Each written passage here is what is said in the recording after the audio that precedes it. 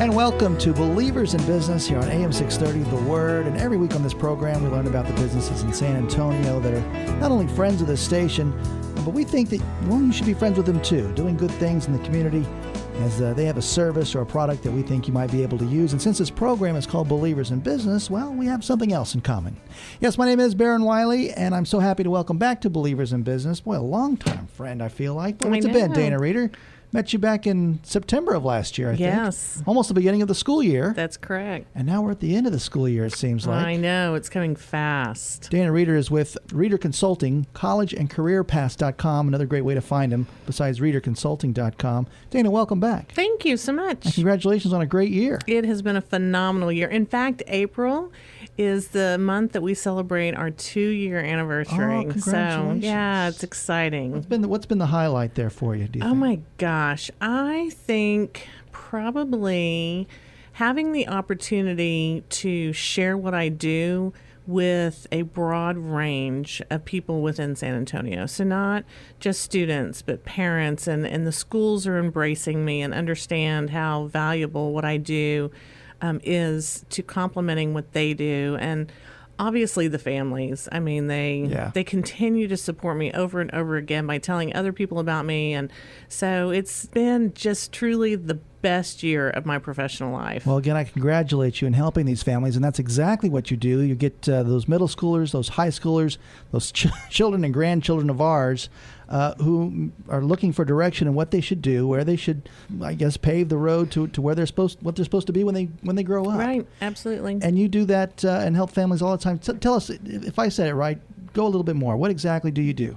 So I work with students ultimately in the 8th grade and above to help them determine their natural abilities. So when they finish high school or college or having midlife crisis, they know what careers are ideal matches for them through interest, strong, the personality, Myers-Briggs, and then ultimately aptitude, which is kind of the creme de la creme when it's all said and done. If you're moved right now to call Dana Reeder because you say, that's my kid, that's what they need to figure this out, I highly recommend you tap into the wisdom of Dana Reeder. Let me give you the number real quick. It's 210-646-4524, or like I said, online, reederconsulting.com, or also collegeandcareerpath.com. That will also get you there. Is there one that you prefer that you say more? Nope. This whole podcast series and Believers in Business, we started off with, we kind of gone through every grade here and each stage of development. And for a lot of folks, that encouragement comes from parents saying, you need to go to college and do this. But a lot of parents never went to college. Correct. And so now this first generation maybe doesn't have that motivation to go just because their parents didn't go. And what a challenge it is to get them there. Where do we start for those? What's your advice for those parents? Well, there is a section of population called first gens, and it's ultimately kids who go to college and ultimately graduate who earn this title. Every year when I see students crossing the stage, I know UTSA last year had some kids and they had given them ribbons and they said, first gens. And it's really, really powerful because for students who have never had anyone to guide them or a person's footsteps to walk in, college can seem so overwhelming that they feel like there's no way I can do it.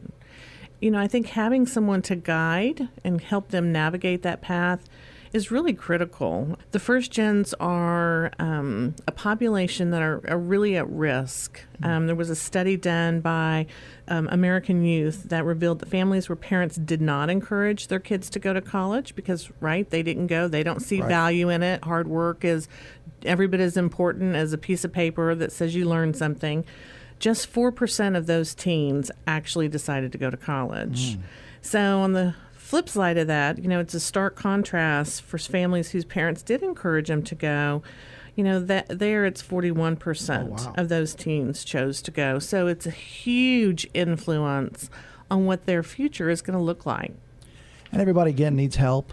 And Dana, that's what you do with Reeder Consulting is get them on that right track there, too. But besides the emotional wall that seems to be there, the intimidating wall that stepping into that college arena is, what else is on the horizon should they be looking out for?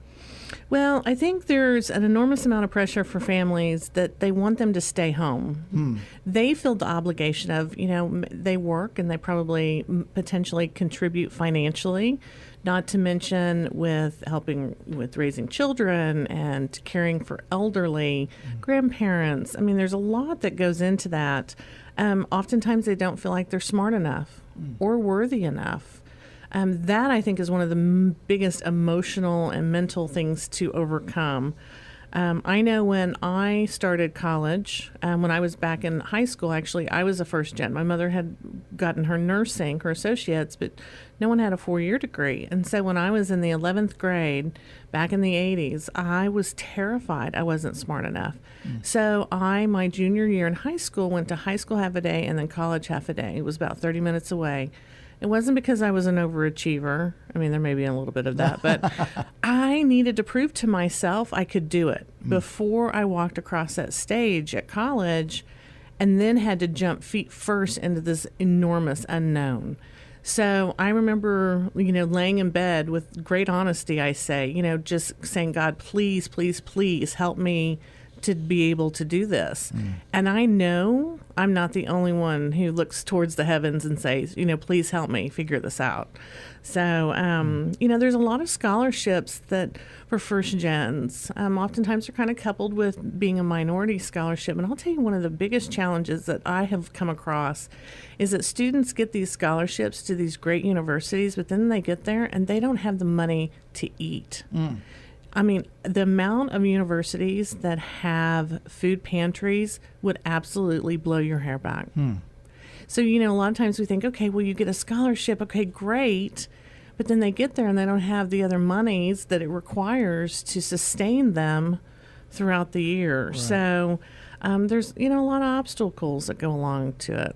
And I can identify with that. I'm a first gen myself there, and I had to work myself, my way through. So that was hard too, but you had to do what you had to do. Right. But there again, and I didn't take advantage of a lot of probably low-hanging fruit scholarships that were out there. So again, that's what you do. And gearing them up there again.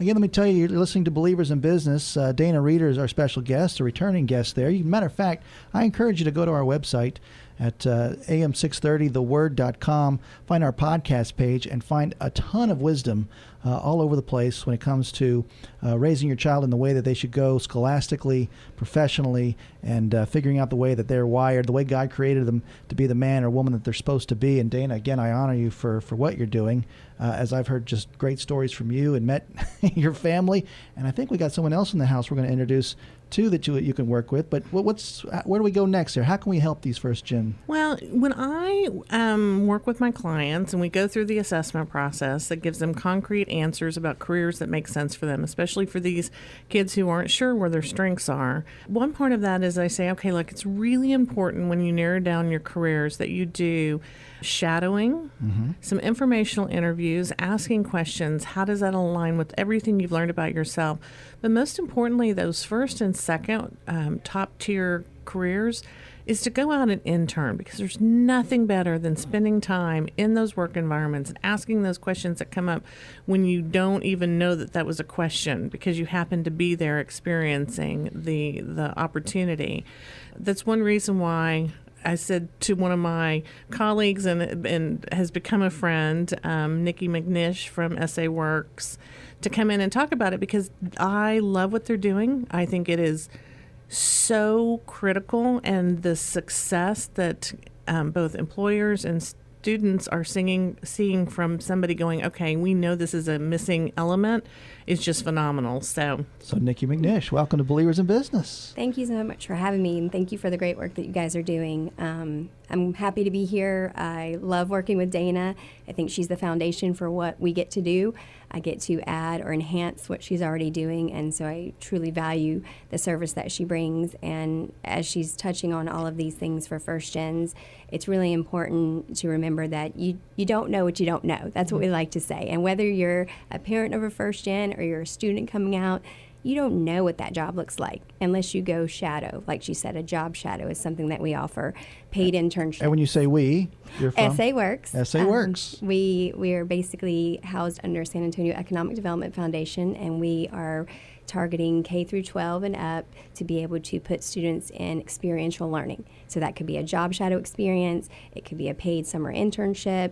It's also for the teachers, teacher externships, because teachers need to get outside the classroom just like the students do and be able to see, startlingly, 60% of the jobs that these students are going to be in haven't been created yet. Oh, We are wow. a technology-driven society, and so when I was in school, there was no social media. Nope. There was no Facebook, so we didn't need a social media coordinator, let alone a department.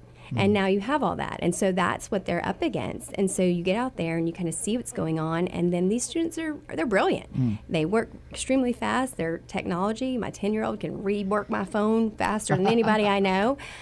So they're amazing. Millennials are amazing. And, you know, sometimes they get a stereotype, but they are wonderful. And so to be able to hone in on their creativity and put them in these workplaces, I can tell you every employer I work with, they're shocked and amazed. And they're just so happy that we were able to bring that experience to them. So we're not only helping the youth, we're actually helping the workplace because they're getting to experience it. Because sometimes there's some criticisms from education to employer and vice versa. So we're able to connect those dots and let them see what everyone has to offer. So I feel fortunate in the position I'm in to be able to help so many people. So when someone's using your services, Dana Reeder, and they take the assessments, how do you connect the dots to get them over to Nikki here with SA Works? Well, oftentimes I make them aware that this is even an option. You know, Okay. we have so many great resources and it's all disjointed. It's here, there, and everywhere. And so I'm passionate. And one thing I've learned about Nikki as well is she's the same way in connecting people. You know, I've said this to you before. I think it's our God-given responsibility to do what we can to help others. And so for students who come in and they're like, okay, I'm interested in X, Y, and Z, then I make them aware. Oftentimes they don't even know that they actually get paid Yeah. for internships. Right? I volunteered for 4 years. What happened? Exactly. Well, we like to change that. The Okay. internships of today are paid. We're going to pay them for their work. And so and we understand that first gens and they're a high population that do need to work. So they need to work for their families or for themselves. And so we want to say this is meaningful work and you get paid. So that's what we're about. Well, congratulations to both of you there. You can find out what Nikki does there at saworks.org, sanantonioworks.org. Yes. But if they'd like to call you, Nikki, what's a good number to get plugged into an internship program? 210-309-4486. It's 210-309-4486. And if you really want to, invest in your child's future there, you call Dana Reeder with Reeder Consulting. And the number for Dana Reeder is 210-646-4524. And your website one more time, Dana? ReaderConsulting.com. And again, you can hear this conversation again on the podcast page at am630theword.com or again, linked to your LinkedIn page. Follow Dana Reeder on LinkedIn, by the way. A lot of great information all the time, including these podcasts as well. Dana, thank you so much. Thank Nikki, you. thank you so much. Thanks, Nikki. And thank you for listening to Believers in Business here on AM 630, The Word.